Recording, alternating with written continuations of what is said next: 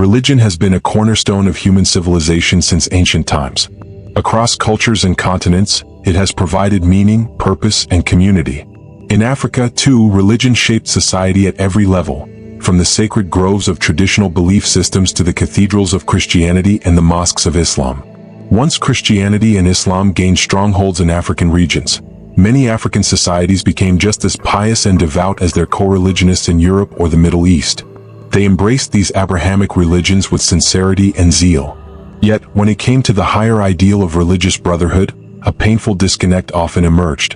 In theory, the concept of a unified global ummah or Christian fellowship should have ensured mutual respect, cooperation, and solidarity. In practice, however, African states frequently found themselves betrayed, subjugated, or exploited by those who claimed to share their faith. This analysis explores how the lofty promise of religious fraternity collapsed during two defining moments in African history: the 1591 Moroccan invasion of the Songhai Empire and the Portuguese Congo relationship from the 15th to 17th centuries. But first, a reminder. This video is not an attack on Christianity or Islam.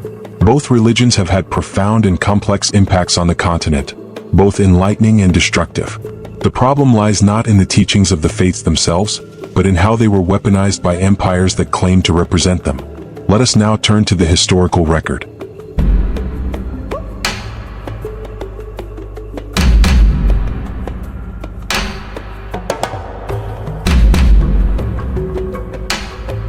Part 1. Islam and the Songhai Empire, Brotherhood or Betrayal. Islam first entered West Africa through the trans-Saharan trade routes by the 8th century. It was not spread by conquest, but through commerce, education, and scholarship. Merchants and scholars brought not only goods but also ideas, and cities like Timbuktu, Gao, and Jen became centers of Islamic learning.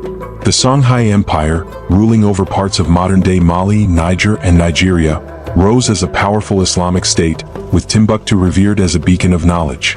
One of its most iconic scholars was Ahmed Baba, a brilliant jurist and theologian whose works were respected even beyond Africa. But in 1591, this illustrious empire faced a devastating betrayal from another Muslim power, the Moroccan invasion.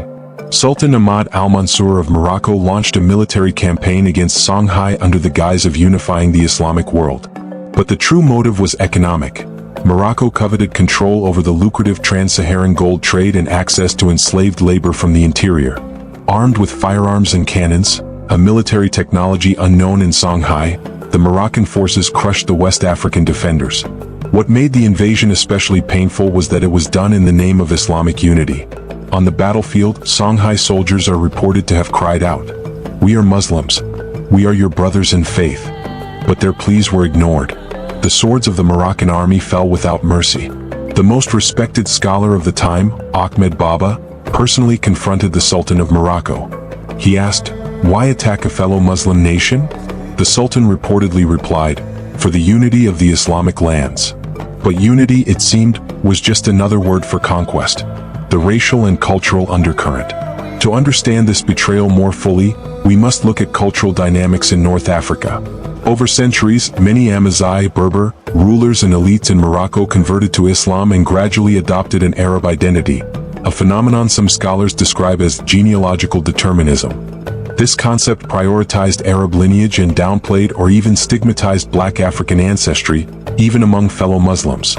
Despite Islam's egalitarian message, Moroccan society often placed Arab identity at the top of a racial and cultural hierarchy. In fact, many Moroccan rulers were the sons of black African concubines, yet they styled themselves as sharifs, descendants of the Prophet Muhammad, and distanced themselves from their sub-Saharan kin.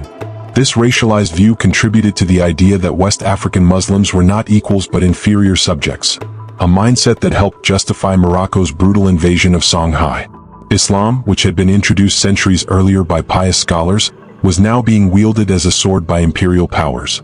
Part 2. Moving to Central Africa, a similar story of faith and betrayal unfolded in the Congo Kingdom. Christianity first arrived in the late 15th century, when Portuguese missionaries and traders reached the region. King Nzinga Nkuwu, later baptized as João I, was the first to convert. But it was his son, Nzinga Mbemba, King Afonso I, who fully embraced Christianity and sought to build a Christian nation modeled after European ideals. Afonso I wrote fluent Portuguese, established churches and schools, and sent noble youths to Europe to study theology and diplomacy. His son, Enrique, was even consecrated as a Catholic bishop, a remarkable achievement for an African state. King Afonso saw Portugal not as a colonizer, but as a brotherly Christian ally. He exchanged letters with the Portuguese monarchs, often invoking their shared faith and expressing admiration and trust.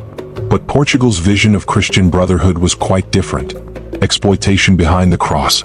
As the transatlantic slave trade grew, Portuguese traders began kidnapping Congo's people, even members of the nobility, and shipping them to the Americas. Afonso protested vehemently in his letters. Each day the traders are kidnapping our people, sons of this country, sons of our nobles and vassals. This corruption and depravity are so widespread that our land is entirely depopulated. Yet his pleas were ignored. Portuguese letters to Congo, once polite and respectful, became patronizing and paternalistic. Portuguese kings referred to Afonso as a subordinate, using second-person pronouns while referring to themselves in the royal we.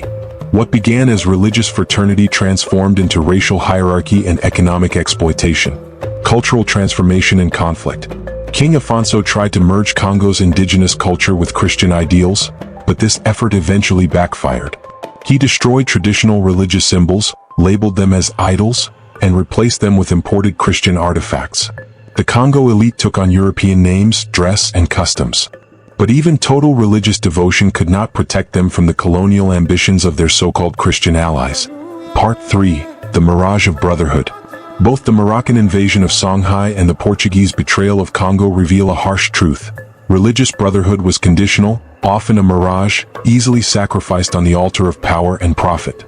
Whether it was Islam in West Africa or Christianity in Central Africa, the shared belief in a spiritual fraternity failed to prevent conquest, racism, and economic exploitation. To the African faithful, like Ahmed Baba or King Afonso, religion was sacred. To foreign powers it was often a means to an end. The difference in approach is critical. These examples also highlight a broader pattern. African rulers placed trust in the moral ideals of the religions they adopted, believing that shared faith meant shared humanity.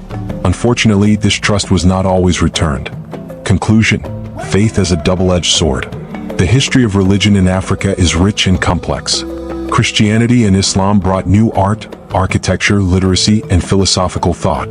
But they also brought division, hierarchy, and conquest, especially when wielded by foreign empires with imperial aims. The dream of a unified religious brotherhood, whether Christian or Muslim, was a powerful ideal.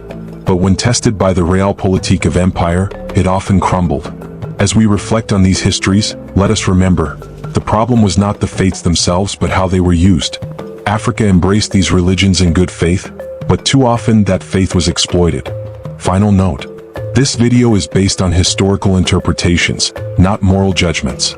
It is an attempt to understand how ideas, sacred and noble, can be bent by ambition and greed. If this history moved you or sparked your curiosity, consider supporting this channel. Your help allows us to keep telling the untold stories of Africa, its faiths, its empires, and its enduring quest for justice and dignity. Peace to you and to our ancestors.